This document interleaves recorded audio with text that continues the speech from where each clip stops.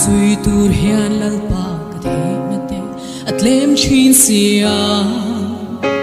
mi te ngai be don na lo then sang hiani sana e mukalo tia ma se rem ruat ring tu te ta sak lo tan sak na lo ni lal parem ruat dan hi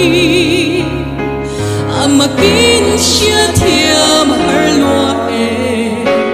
mi te ngai van doai na tin reng lo theng hi ke mi swal berta mal som nga be don na le lungai na to sang ni lo theng ma se kalal parem ruat na dana chwa hmel